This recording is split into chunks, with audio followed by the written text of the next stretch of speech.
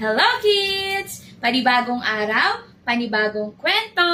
Ang pamagat ng ating kwento ngayong araw ay si Aling Octopoda at ang 8 munting pugita. Handa na ba kayong makinig mga bata?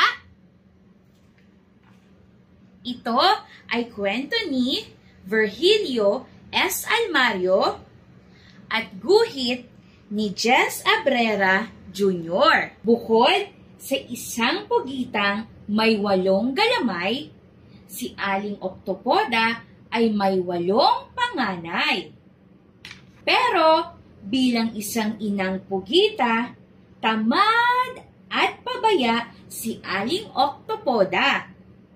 Pag nawili, araw-gabi siya ay nasa kasugal ng mga pugitang amiga.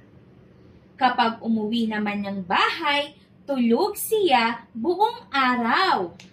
Kaya ang 8 munting pugita ang nagtatrabaho kahit bata pa sila. Sila ring 8 ang naghahanap ng pagkain nilang mag-anak. Minsan, ang munting si 8 biglang napalayo sa grupo. Hinanap ng 7 magkakapatid si 8. Pero talagang napalayo ito. Agad silang umuwi at nagsumbong kay Aling Octopoda na nakagigising lang noon. Siyempre, si Aling Octopoda ay kinabahan at daling ginalugad ang karagatan. Isinama pa ang 8 kaibigang tapat para may katulong siya sa paghahanap. At laking gulat ng 8 pugita nang si 8 makitang hinahabol ng 8 barakuda.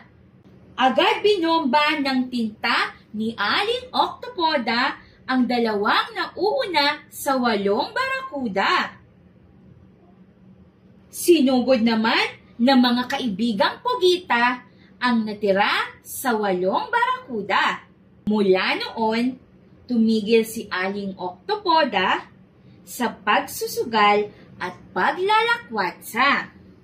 Araw-gabi, ang 8 munting pugita ang tangi at laging laman ng kanyang mata.